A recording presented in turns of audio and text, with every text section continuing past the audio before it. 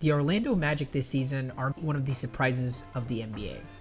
At a record of 15-7, you may be wondering, how is this team that was one of the worst teams in the league last year, second in the East, and one of the better teams in terms of defense and offense this year? In today's episode, we're going to do a film review on maybe the biggest piece of that comeback, and that's Paolo Banchero, the first overall pick from last year's draft.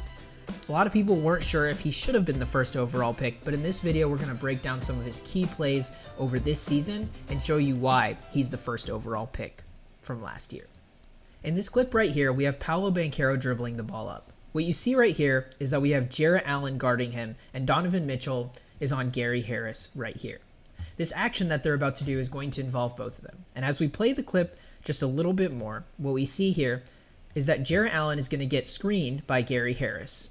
And this is smart because it forces Donovan Mitchell to go on Paolo Banchero. There's a huge weight and size mismatch whenever Donovan Mitchell is going to be guarding Paolo. So what he's going to do, Donovan Mitchell in this case, is he's going to try to essentially show and hope that Jarrett Allen kind of catches him on the back end. He's essentially showing to the ball, hey, trying to stop him here, and hoping that Jarrett Allen can kind of come around, get to the rim, and contest him. He is one of the better shot blockers in the NBA. So that's what he's hoping to happen. But what you see right here is Jarrett Allen gets screened so well by Gary Harris that he's really unable to kind of get over. And instead, Niang is going to kind of come out of nowhere to try and essentially block what Paolo Banchero is going to put up. But this leaves Paolo Banchero with a crazy amount of space in the mid-range. And what you're going to see throughout these clips is that Paolo Banchero is a great mid-range shooter. And he ends up getting a really contested shot off here, but he ends up making it anyway. This is kind of Paolo Banchero's bread and butter, and that's what's going to be shown also in this next clip right here. So in this clip versus the Cavs, what we have is Banchero kind of at the top of the key.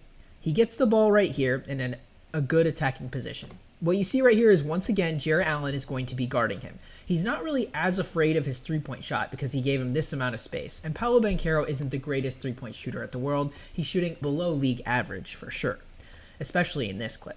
But what you're going to see is Jarrett Allen just wants to close out a little bit and make sure to close the space between them.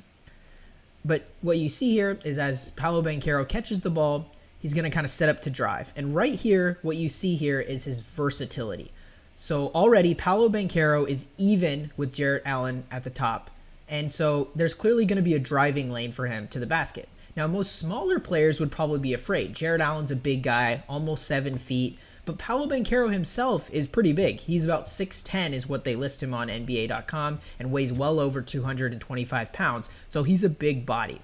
So Paolo Banchero is going to use that big body and big height to kind of get basically a free layup over one of the NBA's best shot blockers. What you see here is Jarrett Allen is really just afraid to foul him. And nobody else in this whole screen can contest it. It's not even like the last clip where Niang was able to come over. Here he's just able to get an easy driving layup and put the ball in the hoop. Now this clip right here is versus the Detroit Pistons. So what you see at the top of the key is we're going to have Isaiah Livers guarding Paolo Banchero. Maybe a better matchup for him than Jarrett Allen. He's a little bit faster and he's more able to kind of contest with Paolo Banchero's size, but still he weighs significantly less than Paolo Banchero and doesn't nearly have the height on him that Jarrett Allen had. So what you're going to see in this clip right here is we had Isaiah Livers guarding Paolo Banchero, and then we have Alec Burks who's guarding Joe Ingles.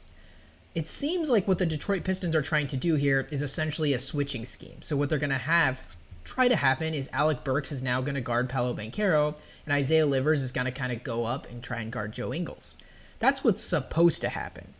What you see happens right here is not that clearly. What you see is Isaiah Livers and Alec Burks both kind of close out to Joe Ingles, thinking he's going to shoot the three-point shot, but that leaves all of this space all in here for Paolo Banchero to essentially close off.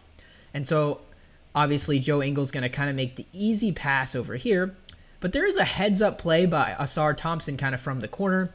He's like, hey, I know he has all this space. Let's prevent him from kind of getting an easy layup. He tries to get to the other side of the restricted area here, but Paolo Banchero is just too big, and that doesn't work out too well. His feet are still on the edge of the restricted circle, and so that's clearly a blocking foul. And so it ends up with an easy kind of play where Paolo Banchero is able to get the shot in and draw the foul.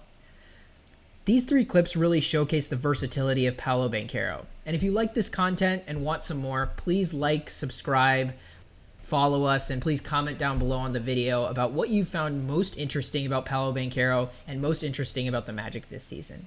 Thank you for watching, and please like, subscribe, and follow more of our content.